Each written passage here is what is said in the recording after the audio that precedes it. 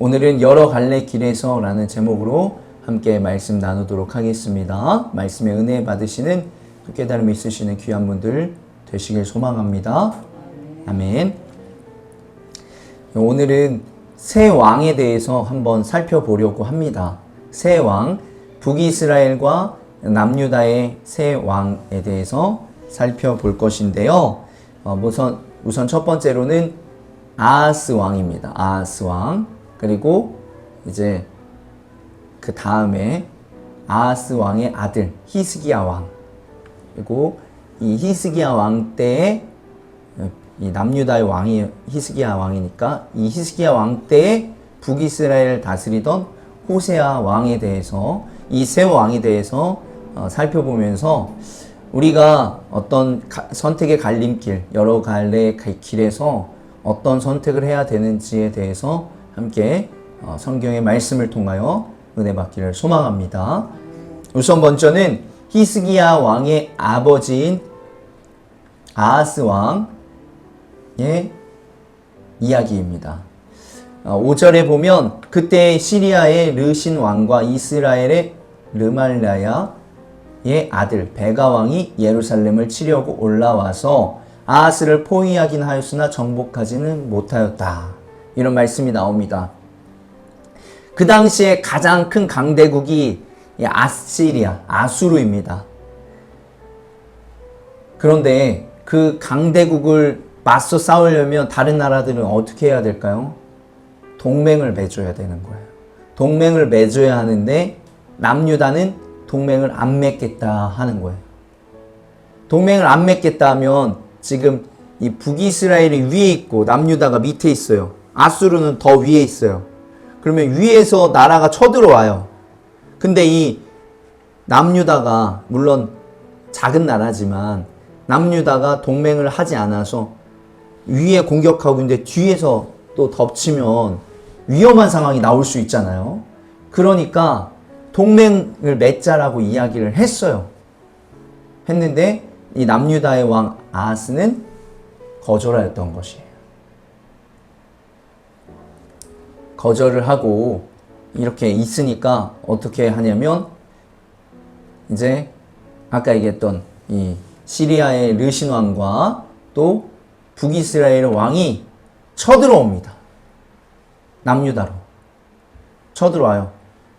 당연한 게 큰 나라를 먼저 공격하겠어요? 작은 나라를 먼저 공격하겠어요? 작은 나라를 먼저 공격하는 거예요. 그렇게 해서 아예 이렇게 역습이 되지 않도록 뒤에서 공격하는 일이 일어나지 않도록 공격을 합니다. 그래서 나라가 피해를 많이 입어요. 피해를 많이 입으니까 이 아하스 왕이 어떻게 하냐? 아시리아에게 도움을 요청하는 거예요. 나는 너희에게 도움을 요청한다. 가장 강한 나라에게 도움을 요청하는 것입니다. 그래서 뭐라고 표현하죠? 나는 임금님의 신하이며 아들입니다. 올라오셔서 나를 공격하고 있는 시리아 왕과 이스라엘 왕의 손에서 나를 구원하여 주십시오. 라고 합니다. 그러자 그 다음에 이제 거기에 끝나지 않고 아하스는 주님의 성전과 왕궁의 보물 창고에 있는 금과 은을 모두 꺼내어 아시리아 왕에게 선물로 보냈다. 아시리아의 왕은 그의 요청을 듣고 다마스쿠스로 진군하여 올라와서는 그 성을 함락시켰다. 그리고 그 주민을 길로 사로잡아가고 르신을 살해하였다. 이 9절의 내용까지 보면 도움을 요청했더니 깔끔하게 정리했다라고 볼 수 있어요. 그리고 이 일로 말미암아서 어떻게 될까요? 구실을 내어주는 거예요. 구실. 너네 지금 이 우리와의 동맹국이었던 유다를 공격했냐? 우리가 너희까지 공격하겠다 하면서 북이스라엘, 이제 아시리아가 북이스라엘까지 공격을 하게 되는 상황에 놓이게 되는 거죠. 그래서 그 다음에 이제 아까 얘기했던 그 베가왕 다음에 나라가 북이스라엘이 멸망할 때 왕이 누구라고 했죠? 호세아 왕입니다. 이제 아수르가 호세아 왕 때 이 북이스라엘을 쳐들어와요. 그래서 17장 3절에 보면 아시리아의 살만에살 왕이 그를 치러 올라오니 호세아 왕은 그에게 항복하고 조공을 보냈다. 처음에는 조공을 보냈어요. 처음에는 어쩔 수 없이 조공을 보냈죠. 근데 이 아수르 왕은 어떻게 했을까요? 조공을 보냈는데 조공이 적다. 더 많이 보내라 하면서 또 보내라고 하는 거예요. 근데 이제 나라에 돈이 없어요.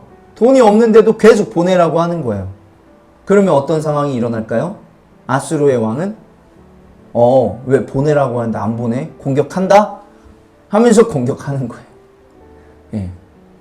그 꾀에 이제 빠져 들어가니까 그것을 알고 어떻게 하냐면 이집트에게 도와달라고 이야기를 하는 거예요. 북이스라엘 왕 호세아가 더 이상은 이렇게 못하겠다. 이집트 도와줘라. 이집트도 이제 큰 나라이기 때문에 도와줘라. 이렇게 합니다. 근데 그것을 알고 어떻게 해요? 예. 호세아를 잡아 감옥에 가두었다. 북이스라엘을 이제 가두고 힘들게 하면서 그 전술을 펴면서 결국 북이스라엘이 포위 3년 만에 망하게 됩니다. 아수르에게. 네, 여기 있죠? 사마리아에 올라와 세 해 동안이나 도성을 포위하였다. 세 해 만에 그 도성을 함락시키고 히스기야 제6년과 이스라엘 호세아 왕 제9년에 그들이 사마리아를 함락시킨 것이다. 아시리아 왕은 이스라엘 사람들을 아시리아로 사로잡아 가서 그들을 할라와 고산 강가에 하볼과 메대의 여러 성읍에 이주시켰다. 이렇게 된 것은 성경에서 뭐라고 표현하냐면 왜 북이스라엘이 망했냐 설명을 하고 있어요. 그들이 자기들의 하나님이신 주님의 말씀을 듣지 않고 그의 언약을 깨뜨렸으며 주님의 종 모세가 명령한 것을 순종하지도 않고 실천하지도 않았기 때문이다. 좀 더 다른 말로 얘기하면 우상을 숭배했기 때문에 하나님을 따르지 않았기 때문에 북이스라엘의 어떤 공통적인 쓰이는 말이 뭐냐면 여로보암의 길로 행했다. 이렇게 쓰여 있습니다.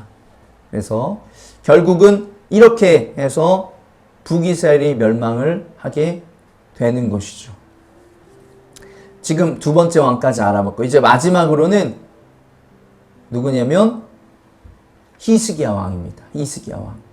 남유다 북이스라엘을 멸망시키고 분명히 동맹국이었죠. 동맹국이었는데 바로 어떻게 해요? 바로 내려와요. 아까와 같은 똑같은 이유로 내려오는 것입니다. 어떤 이유? 조공을 왜 더 바치지 않냐? 조공 안 바치면 공격한다. 해서 바로 북이스라엘 공격하고 바로 내려옵니다. 이 왕이 바로 공격을 해서 히스기야가 아까 14절에 보면 포위를 한 상태에서 어떻게 해요? 회유와 협박과 유혹을 하는 거예요. 어차피 망할 거 그냥 나와라. 하나님, 너네 하나님이 이미 지금 북이스라엘도 망하게 했는데 너희 유다 지켜주겠냐. 이런 회유와 협박과 유혹들을 하면서 빨리 나오면 내가 그래도 살려줄게. 이런 유혹을 하면서 어떻게 해요? 포위한 상태에서 빨리 항복해라. 이렇게 하고 있는 거예요. 그런데 히스기야 왕은 어떻게 해요? 성전에 올라가서 기도하고 그리고 또 이 15절부터 19절의 내용을 기도하고 있는 거예요. 하나님께서는 오직 한 분이시며 하늘과 땅을 만드신 분입니다. 귀를 기울여서 제 기도를 들어주시고 응답하여 주십시오. 살아계신 하나님을 모욕하는 저 사네립의 망언을 잊지 마십시오. 주님, 참으로 아시리아의 여러 왕들이 여러 나라와 그 땅을 마구 짓밟아 버렸습니다. 여러 민족이 믿는 신들을 모두 태워버렸습니다. 그러니까 다른 나라는 망할 수 있다는 거예요. 아수르에. 왜요? 그들은 거짓된 신을 믿고 있기 때문에. 그런데 하나님, 우리 유다는 하나님을 믿고 있지 않습니까? 오직 그의 손에서 우리를 구원하여 주셔서 세상 모든 나라가 오직 주님만이 홀로 주 하나님이심을 알게 하여 주십시오. 이 작은 나라 유다가 살아났다고 하면 다른 나라들이 하나님이 진짜 살아계시는구나 라는 것을 알게 된다는 거예요. 결국 어떤 응답을 받냐? 그러므로 아시리아 왕을도 주님께서 말씀하십니다. 그는 이 도성에 들어오지 못하며 이리로 활 한번 쏴보지 못할 것이다. 방패를 앞세워 접근하지 못하며 성을 공격할 흙 언덕을 쌓지도 못할 것이다. 그는 왔던 길로 되돌아간다. 이 도성으로는 결코 들어오지 못한다. 이것은 나 주의 말이다. 내 명성을 지키기 위해서라도 이 도성을 보호하여 구원하고 내 종 다윗을 보호하서라도 그렇게 하겠다. 이런 응답을 받는 거예요. 그래서 실제로 어떻게 돼요? 그날 밤에 주님의 천사가 나아가서 아시리아 군의 진영에서 18만 5천 명을 쳐 죽였다. 다음날 아침이 밝았을 때 그들은 모두 죽음으로 발견되었다. 이게 실제로는 전염병이 일어나서, 그리고 그 전에 이 상황에서 왕이 소문을 들어요. 소문을 들어요. 다른 나라가 쳐들어온다. 뭐 이런 소문을 듣고서 다시 그 나라로 왕은 가고 장군이 있었던 거예요. 장군이 18만 5천 명과 같이 있었는데 죽음을 당한 거죠. 이런 일이 일어났어요. 18만 5천 명이면 오늘로 얘기하면 큰 병력이 아닐 수 있겠지만, 네. 이때에는 어마어마했던 그런 지금 병력이에요. 그런데 하루아침에 다 이렇게 죽게 되는 그런 역사를 하나님께서 이루어 주셨던 거죠. 오늘 새 왕에 대해서 살펴봤어요. 새 왕에 대해서 살펴봤는데, 이 아하스 왕은 아까 어떻게 했죠? 아수르에 도와달라고 요청을 해요. 호세아는 그 아수르가 못마땅해서 이집트에 도와달라고 해요. 그런데 히스기야 왕은 둘 중에 하나일 수 있죠. 항복할 수도 있고 또 이집트에 또 도와달라고 할 수도 있어요. 그럼에도 불구하고 그가 했던 선택은 무엇이에요? 성전에서 기도하는 것이라는 거예요. 우리가 성경에서 왜 이런 이야기가 써 있을까요? 비교되게 써 있잖아요. 비교되게. 왜 써 있을까요? 기도하라고 하는 거예요. 기도하라고. 우리가 의지할 것은 이 방법 저 방법이 아니라 하나님께 기도하는 것이다. 하나님을 의지하는 것뿐이다. 이 이야기를 하고 있는 거예요. 우리가 세상의 방법으로 세상의 어떤 선택을 할 수 있겠죠. 그리고 때로는 해야 됩니다. 그러나 그 전에 우리는 먼저 기도해야 된다라는 거예요. 이 아하스의 이야기, 또 호세아의 이야기에서 하나님께 기도했다라는 내용은 찾아볼 수가 없어요. 그러나 히스기야는 가장 먼저 둘러싸서 힘들게 하고 어려워할 때 먼저 기도했다라는 내용이 나오고 있는 거예요. 기도의 내용까지 나오고 있잖아요. 그런 상황 이후에 히스기야가 다른 조치를 취했겠죠. 우리가 오늘 말씀을 통해 기억해야 될 것 가장 딱 하나는 뭐냐면, 제일 먼저는 기도해야 된다라는 거예요. 제일 먼저는 기도해야 된다. 우리가 몸이 아파서 어디 뭐 수술해야 될 것 같습니다 하면 우리가 수술해야 돼요? 안 해야 돼요? 해야겠죠. 병원에서 수술하지 않으면 낫지 못하고 또 병원에 가면 또 치료가 되잖아요. 그런데 그렇게 해서 입원하고 수순을 밟아가라는 얘기가 아니라, 또 반대로 그것을 하지 말라는 얘기가 아니라 그 전에 무엇을 하라는 거예요? 그 전에 기도하라는 거예요. 우리가 또 어려움이 뭐 있어요? 또 뭐 가정적인 어려움이 있을 수 있고, 또 뭐 사업적인 어려움이 있을 수 있고, 또 재정적인 어려움이 있을 수 있어요. 그때 우리가 할 수 있는 방법들은 이미 정해져 있어요. 이것을 하면 되겠다. 주변 사람들한테도 물어봐요. 그러면 다 알려줘요. 온라인으로도 알려주고, 뭐 가정적인 일이면 한번 상담을 받아봐라. 이렇게 다 알려줘요. 알려주지만 그것 이전에 우린 무엇을 해야 된다는 거예요? 기도를 해야 된다는 거예요. 하나님께서 역사해 주실 것이기 때문에. 딱 눈에 보이는 게 없었다 하더라도, 눈에 보이는 변화가 있지 않다고 하더라도 하나님께서 그 다음에 우리가 행하는 일들 있잖아요. 아까 얘기했던 뭐 예를 들어 가정적인 거면 상담을 받으러 가요. 그러면 그 상담을 통해서 하나님께서 또 역사해 주신다는 거예요. 수술을 해야 되면 그 의사를 통해서 또 역사해 주신다는 거예요. 이런 것들을 이야기하고 있는 거예요. 근데 우리가 기도하지 않고 수술을 하러 가면 어떻게 되는 거예요? 의사만 의지하는 거예요. 그리고 또 상담하러 가면 상담가만 의지하러 가는 거예요. 근데 의사가 정답이 될 수 있습니까? 그렇지 않아요. 상담해 주시는 분이 정답이 될 수 있어요? 재정이 너무 어려워져서 대출을 받았어요. 대출 받은 게 그게 정답이 될 수 있어요? 그렇지 않은 거죠. 우리의 근본적인, 근원적인 문제 해결, 하나님에게밖에 없다는 거예요. 그래서 우리가 하나님께 붙잡고 기도하고 의지해야 된다라는 것입니다. 히스기야가 뭐라고 기도했어요? 오직 주님만이 홀로 주님이심을 알게 해주십시오. 이렇게 기도했어요. 이 말에, 이 기도의 뜻이 뭐예요? 의미가 뭐예요? 이 이스라엘이란 작은 나라, 그러니까 남유다, 작은 나라에 18만 5천 명이 쳐들어왔는데도 우리가 견디고 버티게, 이기게 해주십시오. 말도 안 되는 기도가 될 수도 있어요.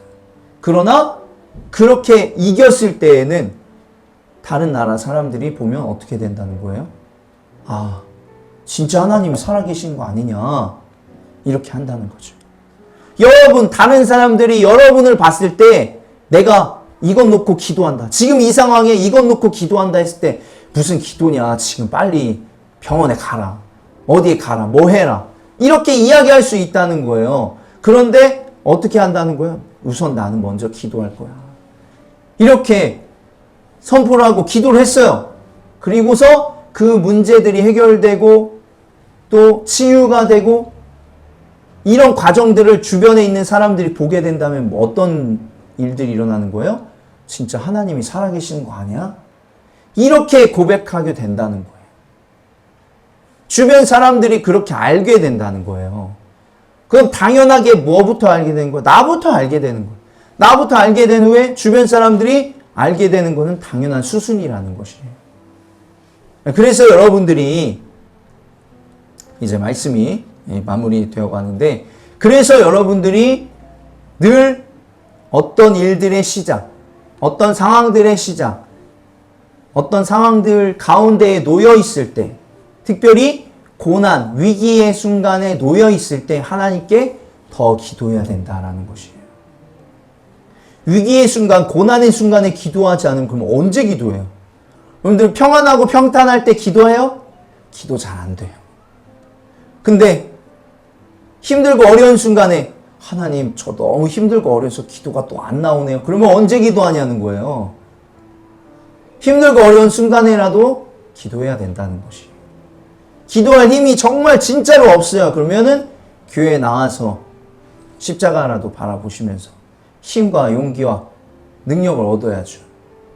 찬양이라도 하시면서, 찬양이라도 들으시면서 그렇게 하나님을 의지하며 나아갈 수 있는 여러분들이 되시기를 간절히 소망합니다. 하나님, 이 세상에 많은 사람들은 자기가 가장 좋다고 생각하는 길로, 다른 사람들이 이야기하는 가장 좋은 길을 선택하지만 그 선택이 정말 가장 좋은 것이었냐, 이렇게 돌아보며 다시 질문할 때에는 결과적으로 볼 때 그렇지 않은 경우가 너무 많아요. 오히려 우리가 이 방법 저 방법 머리 굴리고 굴려서 한 것, 이런 것보다 단순하게 하나님께 나와서 기도하는 것이 제일 빠르고 제일 좋은 길이다 라는 것을 여러분들이 기억하시며 나아가실 수 있는 분들이 되시길 소망합니다. 그래서 이 히스기야가 경험했던 이 18만 5천 명이 다 하루아침에 사라지는 놀라운 역사가 여러분에게도 이루어지시기를 그래야 해서 주변 사람들이 진짜 하나님이 살아계시는 거 아니야. 이렇게 고백할 수 있는 또 놀라운 은혜가 여러분에게 있기를 간절히 소망합니다. 아멘.